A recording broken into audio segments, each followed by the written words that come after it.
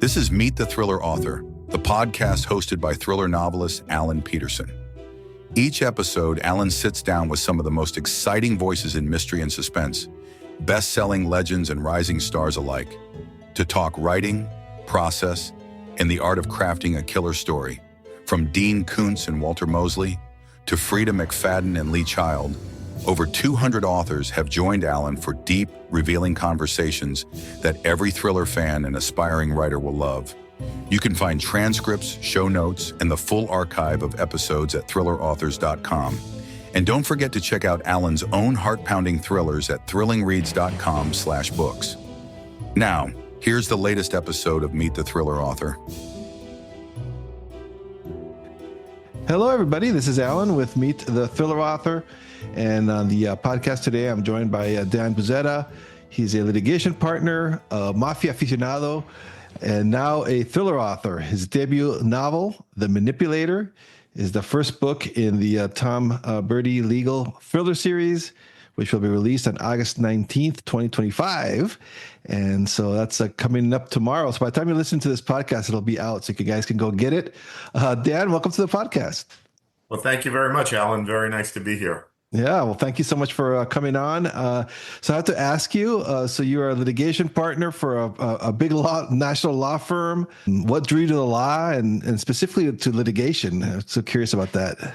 Yeah, so my earliest memory of someone asking me what I wanted to do when I grew up, I think I gave the answer, I wanted to be a lawyer. I loved the idea, I think even as a child, of advocating, of trying to persuade, of representing, taking on an issue or a client and trying to persuade others to whatever the cause or the issue might be. My parents always said that when I was younger, I would always question why I had to do certain things and try to persuade them that maybe there was a better or a different way to do something. So I think from an early age, I just thought of, this would be what I wanted to do. And as far as litigation versus other areas of the law, frankly, when I went to law school, I really didn't think there were other areas of the law. I've now come to learn that, of course, there are. But to me, litigator is what being a lawyer is all about, right? Representing people, representing their interests in a court of law, and trying to redress an injustice or get justice for them. And so I really enjoy doing this.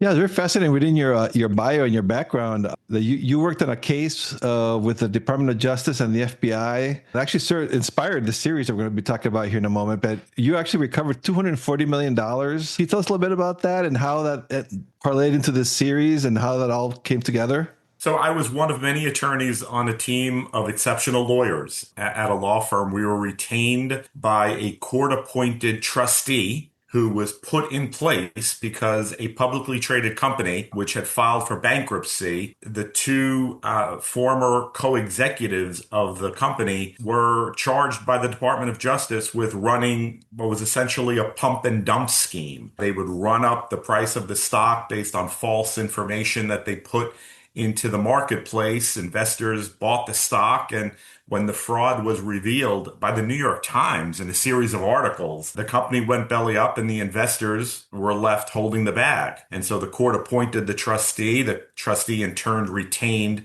the group of lawyers I was working with, and our charge was to go and find the money. And it was a fascinating case that took me to far off places like Cyprus and Vienna and Isle of Man, and of course London, a lot of places in Europe. And I probably spent 6 or 7 years of my life working on that case, again, with a team of lawyers. And ultimately we succeeded in freezing $240 million, which had been created in bank accounts in the Isle of Man. And we got court orders to recover that money and eventually distribute that money to the investors. So when I turned to write this novel, I had the general framework for this novel almost 30 years ago when I was in law school. I actually wrote the first 3 chapters of this book when I was in law school, the summer between my first and second year of law school. And I knew how the book was gonna start, and I knew how it was gonna end, but I don't know that I knew much of the details, or frankly, at that time, how to even write a book. I intended to get back to finishing that book at some point, but life took over, right? I finished law school. I took the bar exam. I started practicing law, building a career. I met my wife. We got married. We had kids, and life took over. And in the back of my mind was always, this story that I had started writing about. And as events happened, as I experienced things during my career, I always thought, gee, that might be a nice filler, right? A nice way to build the storyline. And so when I sat down to write this book in the early days of the pandemic in 2020, that case that I just mentioned was top of mind.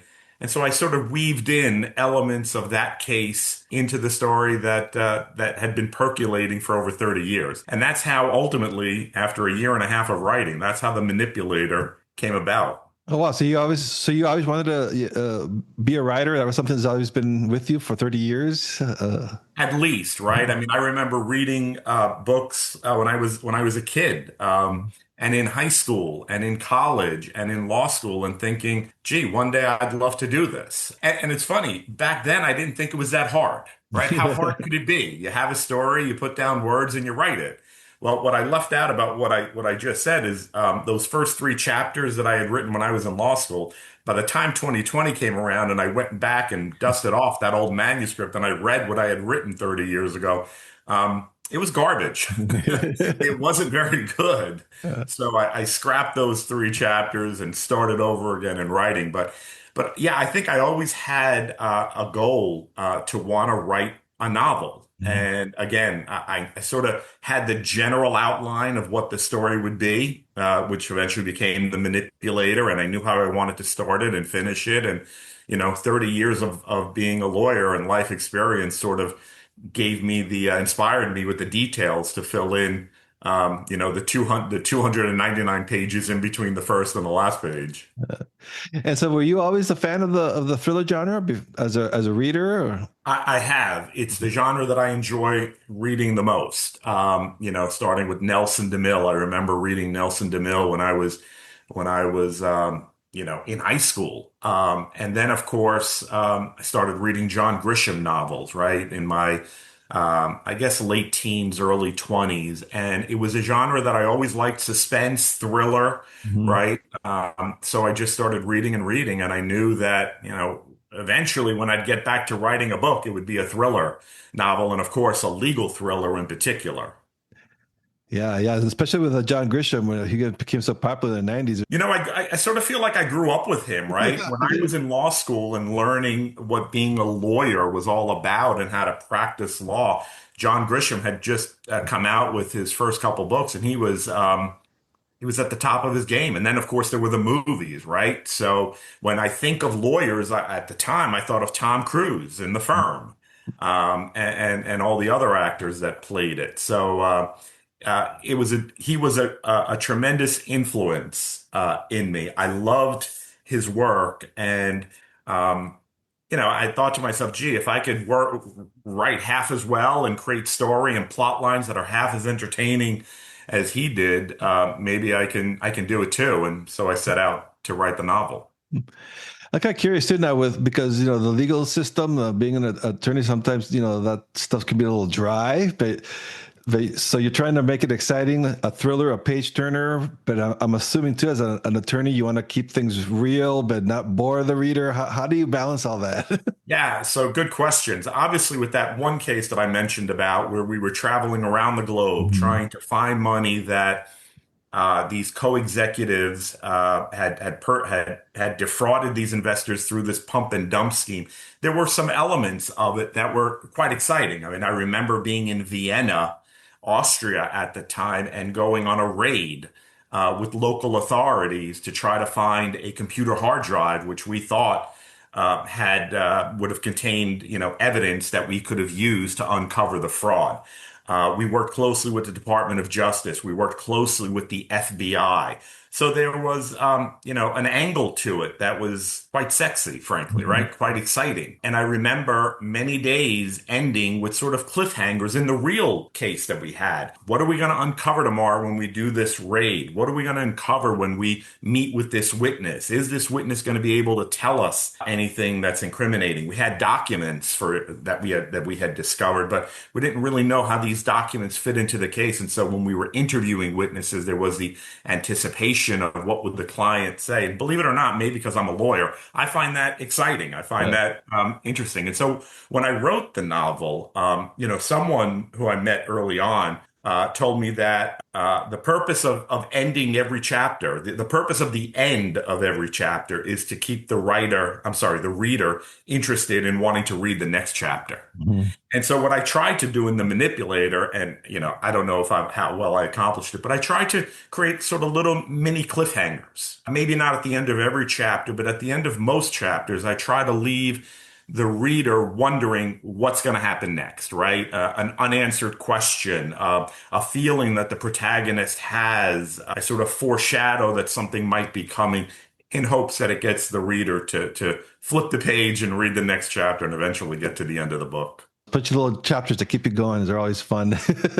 Right, right. So the manipulator introduces your character, a Harvard-educated lawyer, pulled into some high-stakes stuff. There's some moral and ethical things that he's got to deal with. Can you tell us just a little bit about him and how much of you is in him or not or none or So Tom Berta, you're right, a Harvard-educated lawyer who is working at a top law firm. He's an associate at one of the top law firms really in the world. And he's on partner track. He had gone to Harvard undergrad, Harvard Law. He had had a lot of successes in his life. And he was always surprised at how he was able to achieve tremendous successes throughout his career, whether it be on the sports field, in college, in law school. He had a runway. Things seemed to come easily for him. He worked hard for it, but he always was able to achieve things that he wanted. For example, he was a law clerk for the First Circuit Court of Appeals, which is a very prestigious position that only go to top law school candidates. So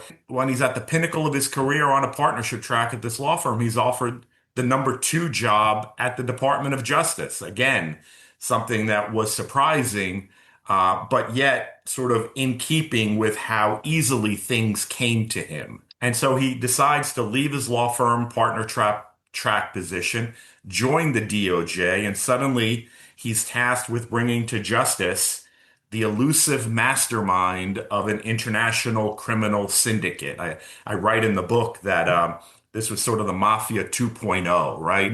An elusive mastermind who lives on this mega yacht and commands his entire syndicate from this sailing fortress, never touching land, always eluding the authorities. And here Tom is tasked with bringing this person to justice. And really who that person is, who that mastermind is, what his relationship is to Tom, and how Tom got all the benefits that and the achievements that he had secured in his life, is really what the story is about. And I hope, people that read it will sort of come away thinking it's a fun and entertaining story to see how his successes and his achievements tie into the position that he was offered at the Department of Justice, and really who the mastermind is ultimately that he's tasked with bringing to justice. is that something when you're writing these? Is it Do you have also fun creating the antagonist, the villain, or is it as much fun as writing the good guy as writing Thomas? I got to tell you, I think writing the bad guys is a little bit more fun, right? Yeah. Tom is a wholesome person, right? Tom is a person who, might be a little nerdy, was a rule follower, always did the right things for the right reason. Even though he had tremendous success, it never got to his head. He was humble, and he recognized the value in working hard. He was the son of a single parent, and always appreciated what his mom had done for him and the sacrifices she made for him in his life. So he's a very honorable stand-up person. And, at the end of the novel, he's faced with the decision. Does he, turn his back on people that have supported him and that have given him so much in order to pursue the rule of law and pursue justice, or not. So it's a moral dilemma that he faces throughout. And I really wanted to create him as a hero, and I think he is a hero. And someone, frankly, that I would love to be, right? You asked me if I wrote him in thinking of me. I don't know that I'm as good as Tom Bertay. He's really one of the people. He's someone who I think you come away with a real good feeling about as a hero. The bad guys, and there are a lot of them in this book. I had a lot of fun writing them, right? The anti-hero. There is Cosmo Benedetto is as bad as you can get as head of this organized crime syndicate that has killed people, that's involved in the drug trade, that's involved in financial frauds, that has cost a lot of lives and a lot of treasure.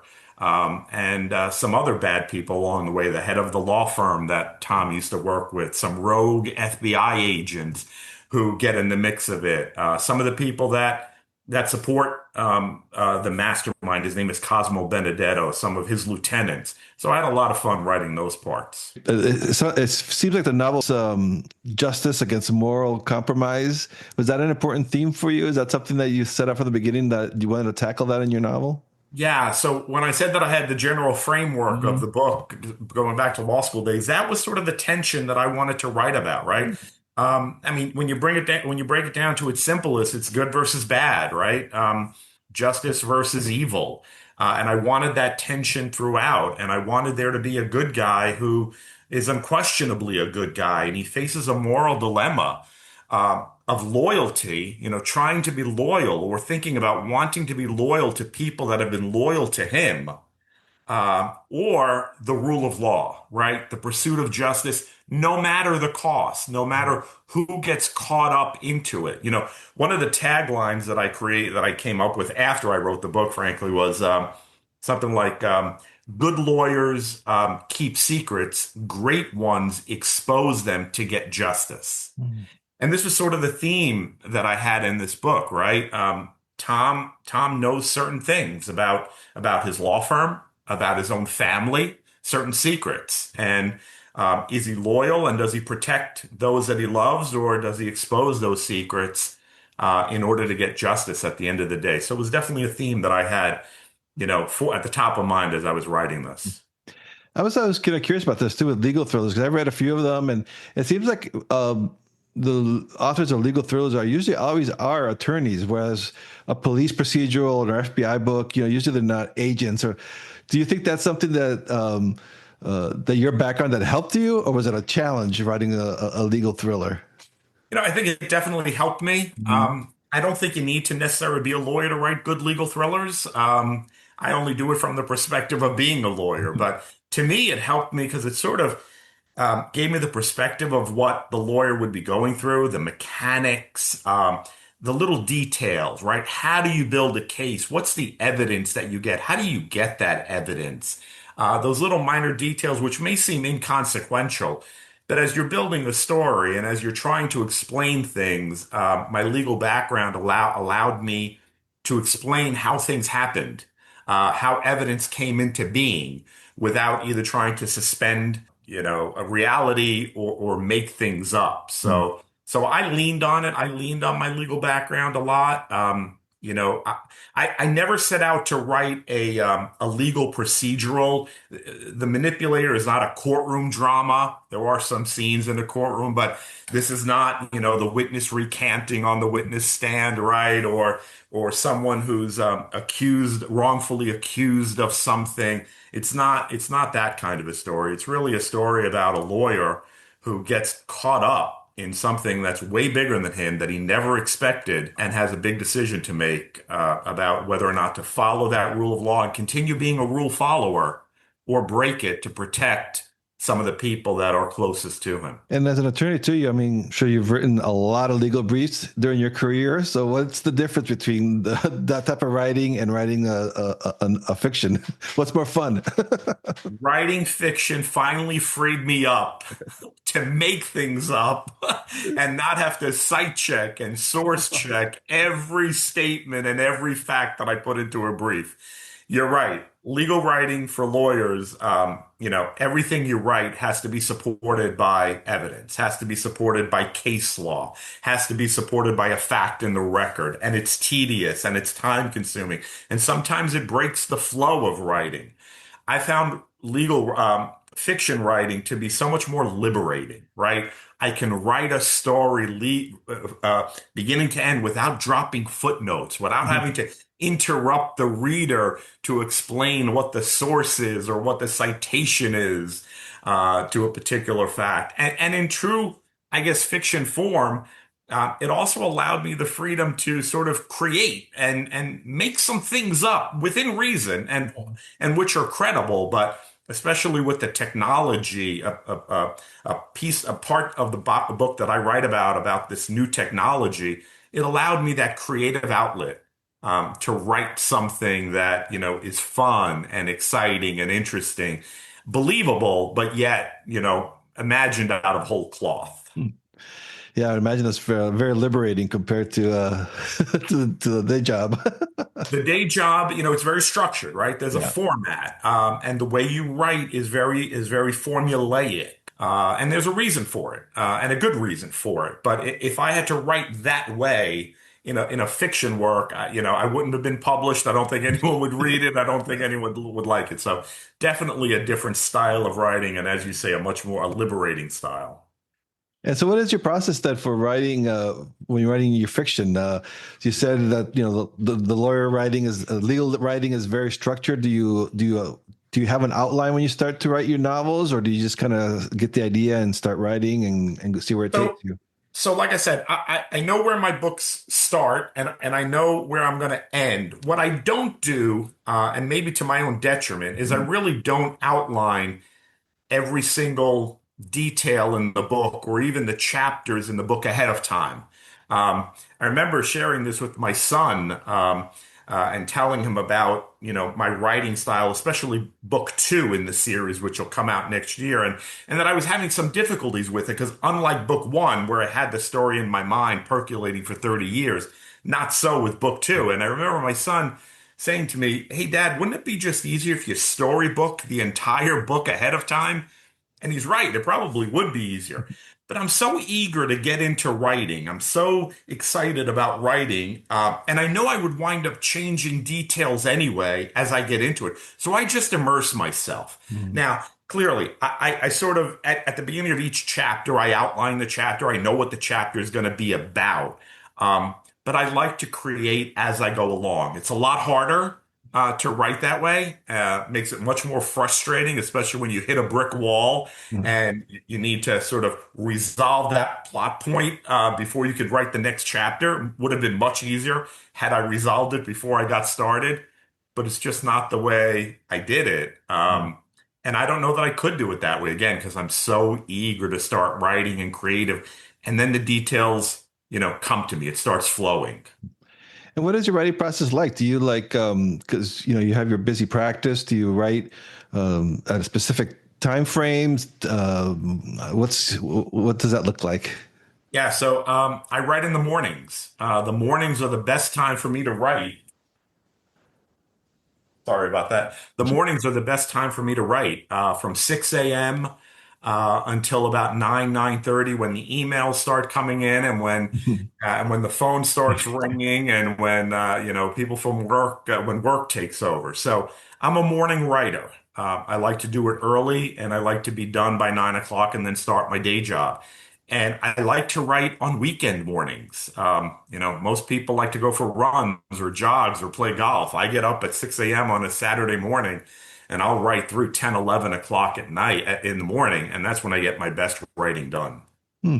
Yeah, because you also like a volunteer firefighter, right? That's right on your bio. So you have a busy So yeah, as if I'm not busy enough in my life, I became a volunteer firefighter at the tender age of 52.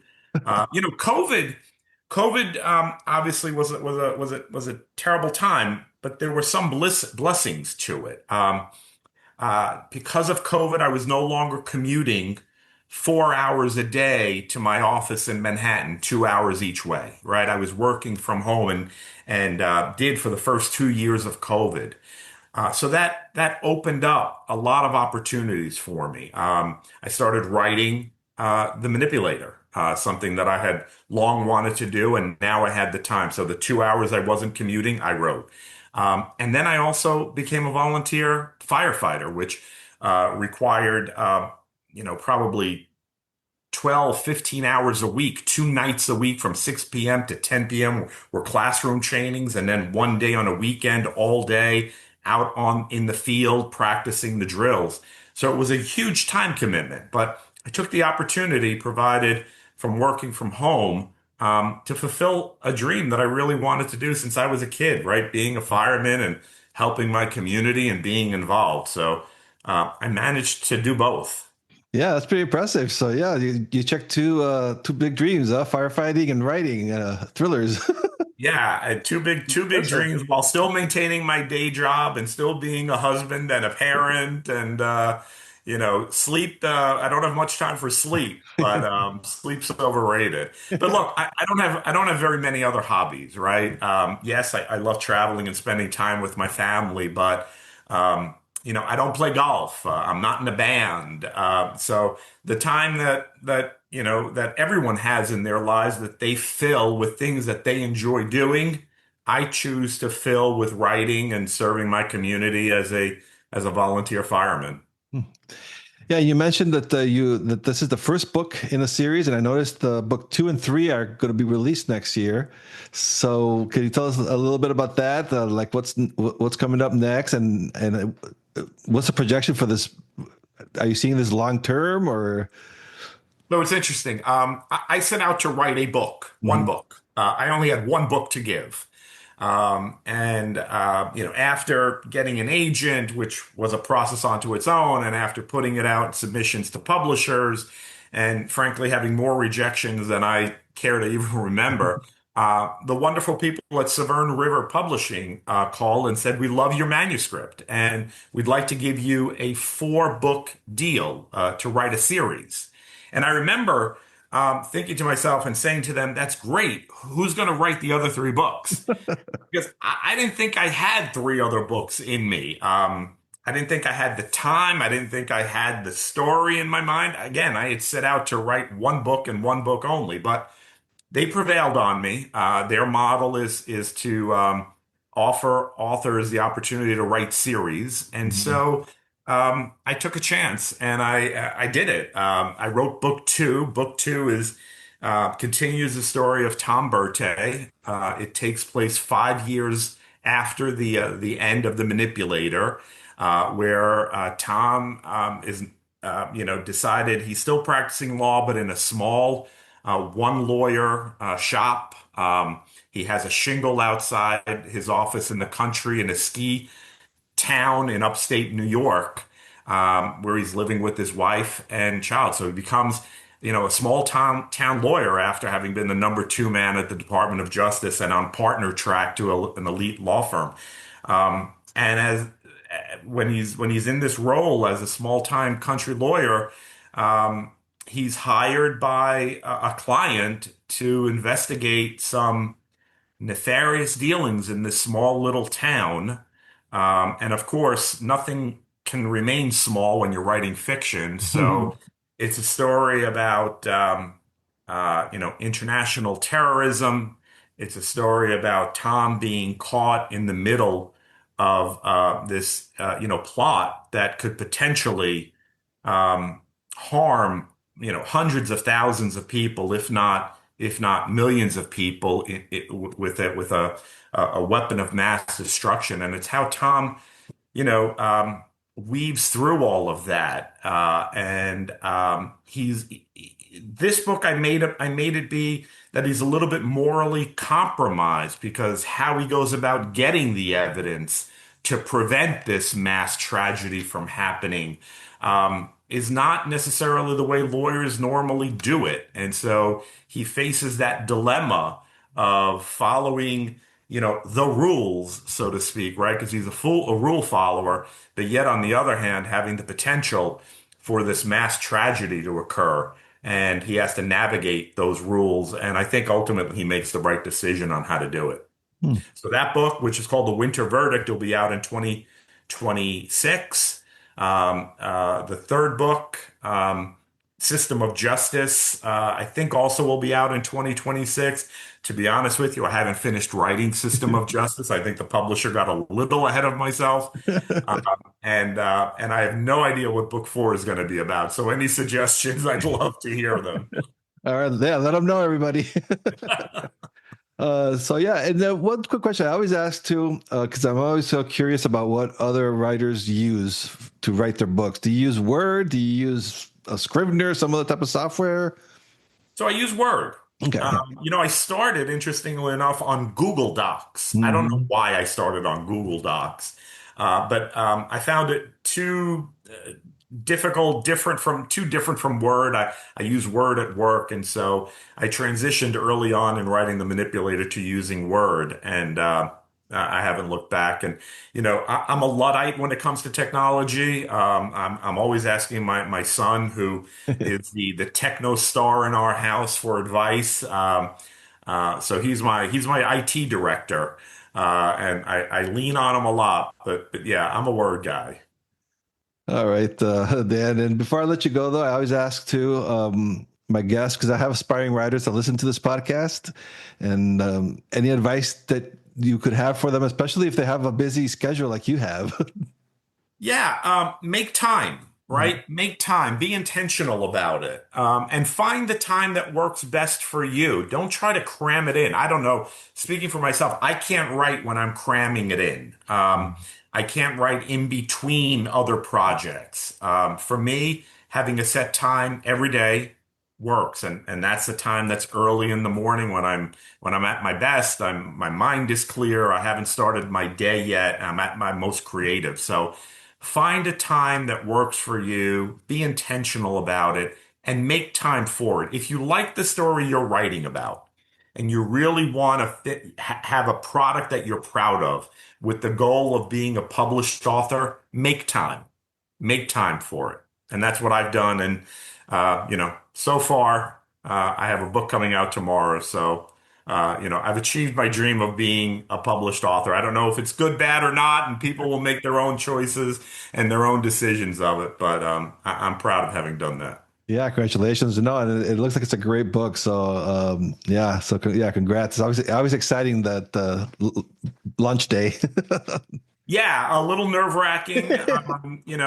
Look, again, I like the book. I don't know if anyone else will like the book. I don't think that, this book is not going to create world peace. It's not going to change anyone's life. I didn't set out to do any of that. I set out to write a story that I thought was entertaining. I hope it's entertaining. I hope others think it's entertaining too. All right. Well, thank you so much for joining me today, Dan. It was great hearing about your journey from the courtroom to the page. It's very fascinating. Thank you, Alan. I appreciate it.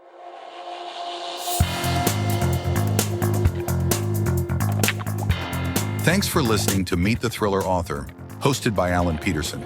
If you enjoyed this episode, be sure to subscribe and leave a review on your favorite podcast platform. It helps other thriller fans discover the show. You can find all past episodes, show notes, and author interviews at thrillerauthors.com, including conversations with icons like Dean Koontz, Frida McFadden, and Lee Child. And if you're looking for your next gripping read, check out Alan's own psychological thrillers and crime fiction novels at thrillingreads.com/books. Until next time, stay safe, keep reading, and keep the thrills coming.